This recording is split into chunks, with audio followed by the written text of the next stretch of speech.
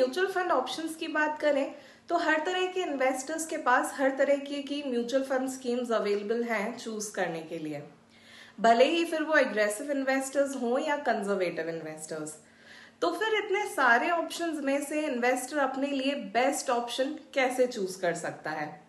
So hello everyone, this is Tanish Goswami and welcome back to Investor Cafe's YouTube channel।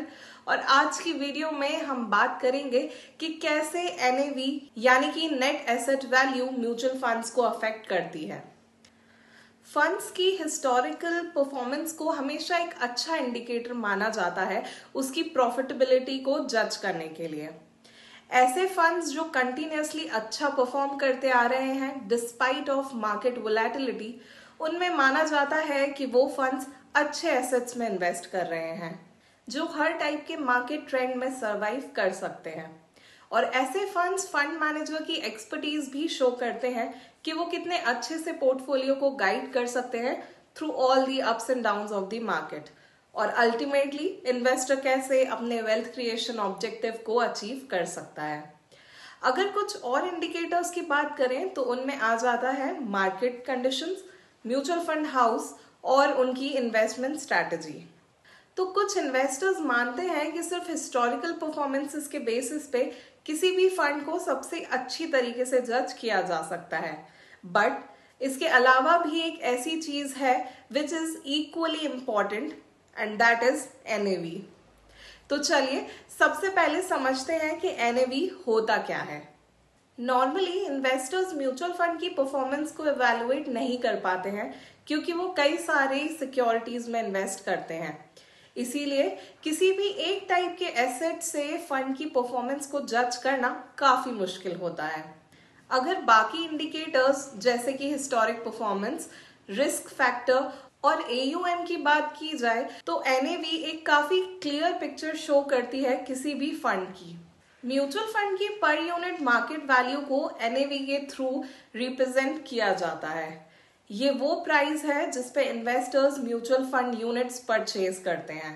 Mutual funds काफी तरह की equities और bond में invest करते हैं और इनकी स्कीम्स की इन्वेस्टमेंट वैल्यू डेली बेसिस पे फ्लक्चुएट होती है just like stock prices. Although stock price fluctuation और म्यूचुअल फंड NAV के फ्लक्चुएशन में काफी डिफरेंस है। म्यूचुअल फंड स्कीम्स की NAV हर दिन के एंड पे कंक्लूड होती है और ये हर दिन सिर्फ एक बार चेंज होती है। On the other hand stock prices real time में चेंज होते हैं ड्यूरिंग मार्केट आवर्स। अब बात करते हैं कि NAV इन्वेस्टर्स के लिए क्यों इम्पोर्टेंट है। यूजुअली ऐसे इन्वेस्टर्स जो मार्केट करेक्शन के हिसाब से चेंजेस करना प्रेफर करते हैं वो फंड्स की NAV लो होने पर लमसम इन्वेस्ट करना प्रेफर करते हैं and might want to redeem when NAV is higher। और जितना ज्यादा डिफरेंस आपकी सेलिंग NAV और परचेज NAV में होगा उतना ज्यादा आपका प्रॉफिट होगा। ऑल्दो ये थ्योरेटिकली पॉसिबल है बट मार्केट के अनप्रेडिक्टेबल नेचर और वोलेटिलिटी की वजह से टाइमली चेंजेस करना बहुत चैलेंजिंग होता है। इसीलिए इन्वेस्टर्स को ज्यादा से ज्यादा टाइम मार्केट में इन्वेस्टेड रहने में फोकस करना चाहिए instead of paying so much attention towards mutual fund NAV or to time the market। क्योंकि जितना लंबा आपका इन्वेस्टमेंट टेन्योर होगा उतने ही स्टेबल रिटर्न्स आप अपने पोर्टफोलियो पे जनरेट कर पाएंगे। इन्वेस्टर्स रूटीन इन्वेस्टमेंट या SIP के थ्रू इन्वेस्ट करके रुपी कॉस्ट एवरेजिंग का बेनिफिट भी ले सकते हैं जो आपके इन्वेस्टमेंट पे NAV फ्लक्चुएशन के इम्पैक्ट को काफी हद तक कम करता है।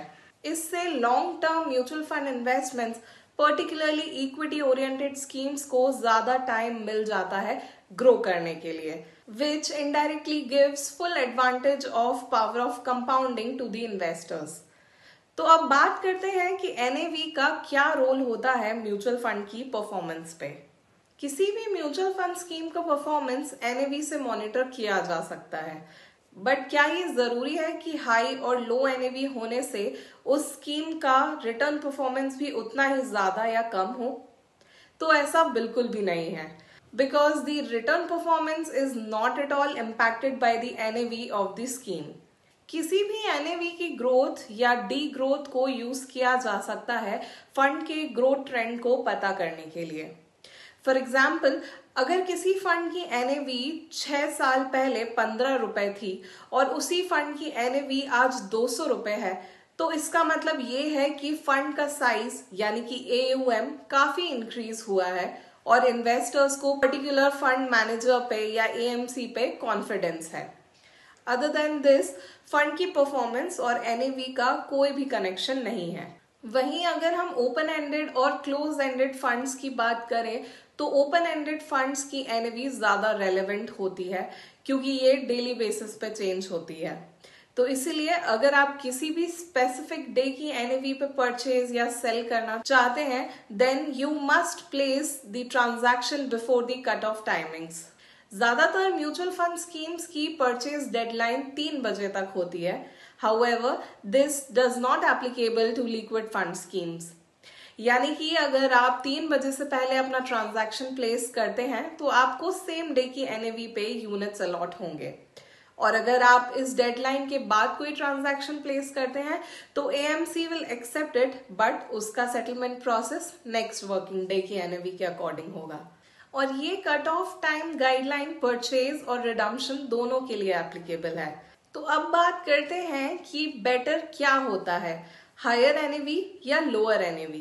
क्योंकि NAV सिर्फ और सिर्फ फंडामेंटल वैल्यू को रिप्रेजेंट करती है, इसीलिए फाइनेंशियल एक्सपर्ट्स का मानना है कि इन्वेस्टर्स को फंड की NAV हाई या लो होने से फर्क नहीं पड़ना चाहिए।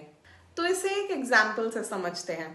तो अगर आप 2 फंड्स में इन्वेस्ट कर रहे हैं जिनका पोर्टफोलियो आइडेंटिकल है, उसमें से एक फंड की NAV हाई है क्योंकि वो काफी पुराना फंड है, and the other fund has the lower NAV क्योंकि वो एक नया फंड है।